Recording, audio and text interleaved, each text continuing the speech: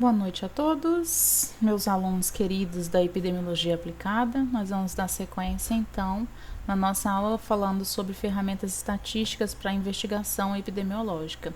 Hoje nós vamos falar sobre alguns testes de hipótese. Então, o que é um teste de hipótese na estatística? O pesquisador ele tem uma hipótese com base em algumas evidências científicas e ele necessita, através dos dados, verificar se os dados que ele obtém servem para dar certeza à sua hipótese ou a sua hipótese vai ser descartada. Por exemplo, vamos supor que um determinado pesquisador ele levanta a hipótese de que pessoas com doenças cardíacas apresentam maior mortalidade por Covid-19. Essa seria a hipótese do pesquisador. Então, vamos supor que alguns médicos vejam no seu dia a dia uma maior letalidade.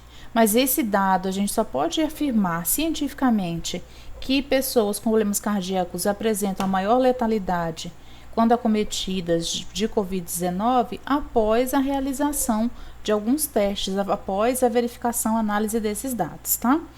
Então, na hipótese alternativa, a hipótese nula é o quê? Que se a pessoa tiver uma doença cardíaca ou não, ela vai ter as mesmas chances de vir a óbito. Enquanto que a hipótese alternativa, a hipótese alternativa sempre vai ser a hipótese que vai estar sob investigação por parte do pesquisador, tá? Então, sempre a nula não há diferença e a hipótese alternativa é que há diferença. Nesse caso, qual que é a diferença?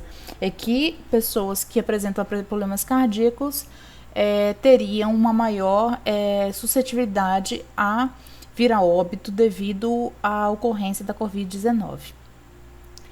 Essas hipóteses, para estabelecer se essa hipótese é nula ou alternativa, para verificação de um teste de uma hipótese, é necessário estabelecer qual é a probabilidade a ser adotada, tá? A probabilidade, ela nos dá o grau de certeza.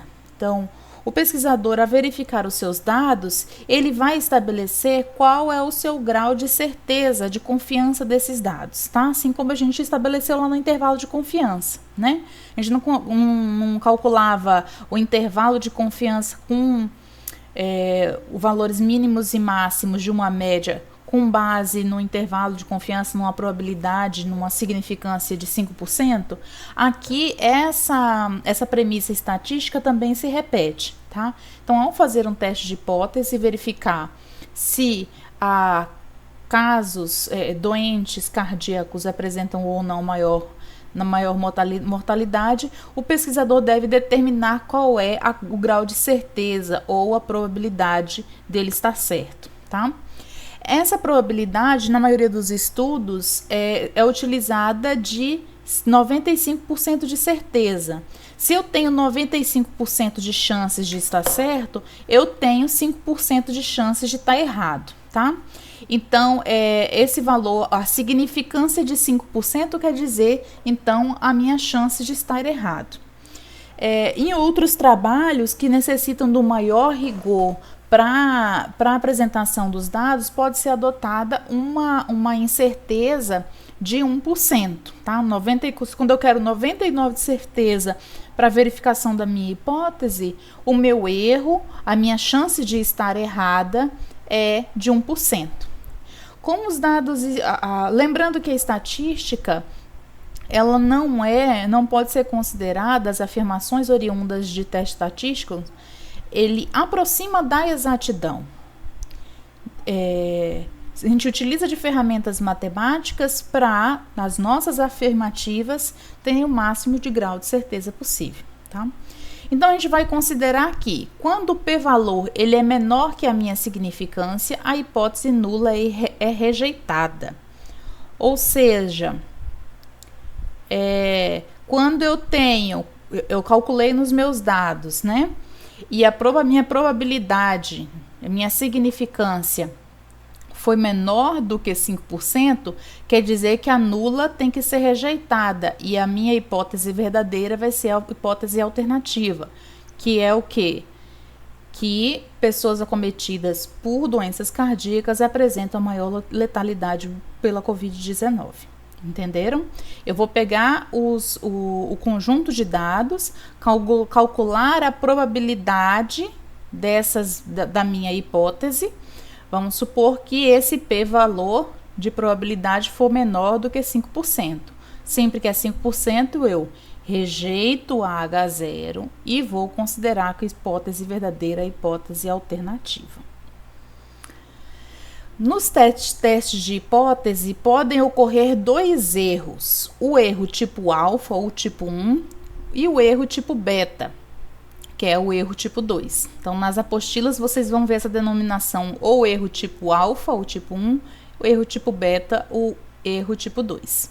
O que é o erro tipo alfa? Por mais que a gente faça esses modelos matemáticos, faça todos os cálculos com base em modelos matemáticos pré-estabelecidos, há uma chance da gente afirmar posteriormente, verificar posteriormente que eu não estava correta em relação à minha afirmativa. O erro tipo 1 é quando a gente rejeita a hipótese nula, ou seja, como a gente diz que pacientes com problemas cardíacos têm mais mortalidade, sendo que na verdade não tem. Então esse é um tipo de erro, o erro tipo 1, tá? Quando eu digo que há uma diferença, mas na verdade essa diferença não existe. E o erro tipo 2 é quando eu aceito a hipótese nula, quando eu digo que não há diferença e ela deveria ser rejeitada. Tinha diferença, o meu teste não conseguiu detectar essa diferença. O erro tipo 2, ele é bastante comum quando eu tenho um número de amostras muito pequenas. Eu pego um número muito pequeno de pacientes. Com isso, pode acontecer de eu acabar beneficiando, pegando um determinado grupo que não é representativo, tá?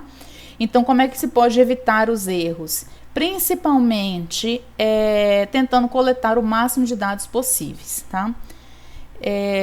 Tentando pegar grupos que não sofram variações em relação a acessos à saúde, né? Tentar controlar ao máximo outras variações que podem influenciar os meus dados, para que o que eu venha avaliar, o efeito que eu estou querendo avaliar, no caso das doenças cardíacas, seja o único fator que diferencia um paciente do outro. Vamos supor que num determinado hospital, eu peguei aquele hospital para teste e essencialmente, todas as pessoas que tinham problemas cardíacos eram pessoas mais idosas, que é uma faixa etária que tem a maior letalidade.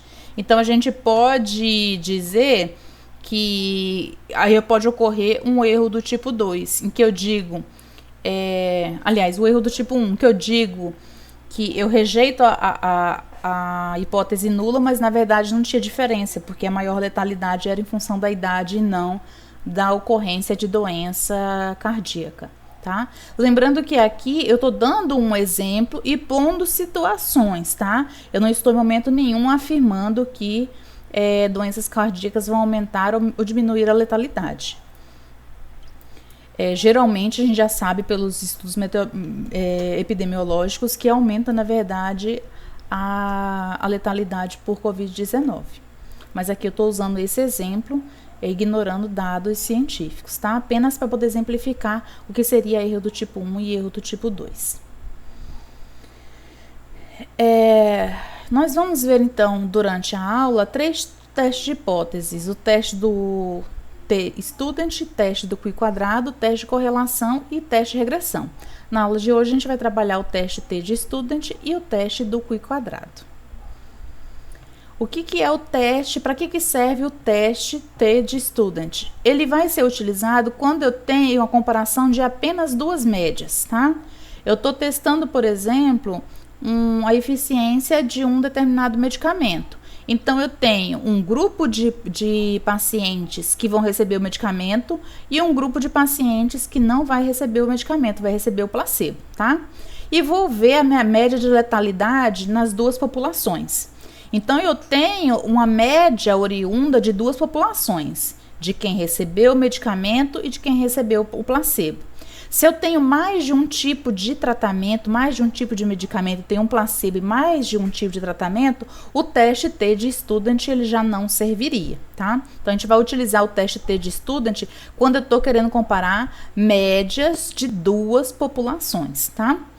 Nesse teste, a gente vai considerar a hipótese nula, que não há diferença entre as duas populações. Se não há diferença entre a letalidade de quem recebeu o medicamento e de quem não recebeu o medicamento, a hipótese nula vai nos levar a acreditar que o medicamento não tem efeito, tá? Então, hipótese nula, não há diferença de média no número de curados entre pacientes que receberam ou não o medicamento. Então, vamos, 10% que recebeu o placebo ficou curado, 10% que não recebeu o placebo e recebeu o medicamento também ficou curado. Isso quer dizer o quê? Que o medicamento não teve efeito nenhum, porque tanto faz dar o medicamento ou não dar o medicamento. Essa é a nossa hipótese nula, tá? O P, a gente vai considerar que a hipótese nula é a verdadeira, essa afirmação aqui é verdadeira, quando a probabilidade dos meus dados calculada for maior do que 5%, tá? Quando a gente roda os dados em programas estatísticos, é comum não apresentar os dados dessa forma em 5%, mas dividido por 100, aí seria 0,05. Então, no relatório estatístico, quando a gente vê nos exercícios, a gente vai verificar o valor de P, ele não vai estar dado em porcentagem, ele vai ter dado dividido por 100. Já a hipótese alternativa quer dizer o quê? Que há diferença entre as médias dos números de pacientes curados e os pacientes que receberam o medicamento. Então, se há diferença, se o valor de curados é diferente nessas duas populações, aqui me desculpe, está um erro de digitação, não é maior, é menor, que eu copiei do de cima e não corrigi. Então, se o p-valor é menor do que 0,5%, quer dizer o quê? Que eu tenho mais do que 95% de confiança, de certeza, para dizer essa afirmativa aqui, que há uma diferença de média dos números curados dos pacientes que receberam o medicamento e dos que não receberam, tá? O teste de Q quadrado, nem sempre a hipótese alternativa quer dizer que o medicamento faz efeito, tá? Porque pode acontecer de ter uma diferença de média, mas o medicamento ter aumentado a letalidade, ou nesse caso aqui, diminuído o número de curados, tá? Então, o que quer dizer a hipótese alternativa? Que teve diferença, que a média de pacientes de curados que não recebeu o medicamento é diferente da média que recebeu o medicamento. Mas a média que recebeu de medicamento pode apresentar um número maior de curados ou um número menor de curados. Se foi um número maior de curados, o medicamento ele tem um efeito positivo sobre a doença. Ao passo que, se o número de curados caiu com a utilização do medicamento, quer dizer que o medicamento contribui para a letalidade daquela determinada doença, tá? Então, nem sempre a H alternativa, a hipótese alternativa, quer dizer que o medicamento tem efeito nesse caso, tá? A hipótese nula é que não tem efeito nenhum, que tanto faz. A hipótese alternativa é que houve um efeito, e esse efeito pode ser positivo como pode ser negativo. No teste do Q quadrado, é comparado não as médias, mas a proporção apresentada por uma população, tá?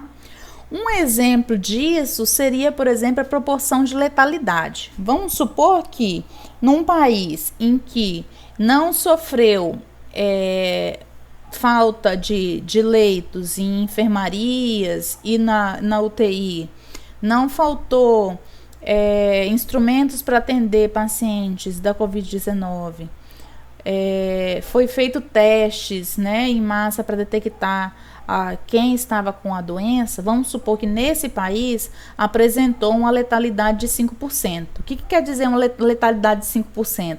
Que a cada 20 pessoas que ficaram doentes, uma veio a óbito, tá? Então, esse é o dado digamos assim, referência. O teste do Q², ele vai sempre comparar uma proporção que é observada na população com uma proporção que já se tem conhecimento. Então, o que a gente já tem conhecimento, tá? Nesse caso aqui, desse exemplo hipotético, não é exemplo verídico, tá? Porque essa letalidade de 5% da Covid-19, ela não foi apresentada por todos os países. Tem países que apresentou uma letalidade muito menor do que 5%, tá? Eu só peguei esse dado como exemplo. Então, vamos supor que a gente está trabalhando como referência de qualidade uma letalidade de 5%, ou seja, uma proporção de 1:20, ok? Para saber se a letalidade dessa doença foi maior ou menor, por exemplo, no nosso estado, no estado do Mato Grosso, é necessário ver se essa proporção foi igual a 1:20. Então, a gente vai pegar os dados de curados e os dados de pessoas que veio a óbito e vai comparar com essa proporção de 1:20 para ver se houve diferença significativa ou não, tá? Se a gente tem, por exemplo, 10:200, a gente sabe, vamos supor que 10 pessoas vieram a óbito no Mato Grosso num conjunto de 200 infectados, tá? Nessa proporção de 1:20. Mas se a gente tem 10/180, que vai dar 1:18, 1:18 é igual a 1:20, 1:20 é igual a 20.2, 20.3, o teste do Q² é que vai dar essa resposta, tá? Então, o teste do Q² verifica se numa determinada população apresentou a mesma proporção que foi verificada numa outra população, tá? Se quiser comparar, por exemplo, a letalidade daqui de Alta Floresta com a de Carlinda, ou a de Guarantã do Norte, e outros municípios. Então, o teste utilizado para comparar proporções seria o teste do Q², tá? A hipótese nula quer dizer que a proporção foi a mesma. Aqui no teste do Q², geralmente o pesquisador ele quer verificar a hipótese nula e não a hipótese alternativa. Então, a hipótese nula é o quê? Que a letalidade, a proporção que foi observado, vamos supor, em Carlinda de 1:20, também foi observada aqui em Alta Floresta 1:20. A hipótese alternativa é quando a proporção é diferente, tá? Vamos supor, se a gente está aqui com a proporção de 1:20 e Carlinda tá com proporção de 1:25, a gente pode dizer que a letalidade aqui é maior, tá? Porque lá a cada óbito tem um número maior que seria de 1:25, ok? Então, se eu tenho uma proporção diferente, quer dizer que a letalidade dos municípios que estão sendo comparados foram diferentes. E a gente vai considerar o mais letal o município que apresentar o denominador com menor valor, tá? Quando a gente for resolver os exercícios, esses pontos vão ficar um pouco mais claros, porque aí a gente tem a demonstração dessas proporções e de como é calculado. Tanto para o teste T de student quanto o teste de Q², geralmente a gente pode fazer esses testes em programas estatísticos. Na disciplina de epidemiologia, essencialmente eu vou cobrar a teoria por trás do teste, o que esses testes querem responder, e depois, quando voltarem às aulas presenciais, a gente pode fazer um curso demonstrando como é que a gente trabalha os dados para fazer os cálculos de proporção, no caso do teste do Q² e o teste T de student. Então, recapitulando, o teste T de student, ele compara duas médias. Ele quer comparar, por exemplo, se a média de infectados aqui em Alta Floresta, em 100 mil habitantes, é igual à média de infectados em Carlinda por 100 mil habitantes, tá? Então, ele compara a média de duas populações. Hipótese nula, quando o P é maior do que 5%. Não tem diferença. Hipótese alternativa, há diferença quando o P é menor do que 5%. Teste de Cuy quadrado vai comparar proporção em duas populações, tá? Um outro exemplo de teste de Cuy quadrado. Vamos supor que aqui em Alta Floresta, de todos os nascimentos, metade é do sexo feminino, metade é do sexo masculino. Então, a proporção de 1 para 1, tá? Eu quero verificar se essa proporção de 1 para 1 é verificada em outros municípios, nos municípios do entorno. Eu vou aplicar, então, o teste do Cuy quadrado e verificar a probabilidade. Quando P é maior do que 5%, ou seja, a hipótese nula, quer dizer que a proporção é igual entre os municípios. Quando o valor de P é menor do que 5%, do que 0,05%, quer dizer que a proporção é diferente entre os dois municípios, ok? Então, eu finalizo aqui essa parte da aula. No próximo vídeo, a gente começa a falar, então, de análise de correlação e análise de regressão.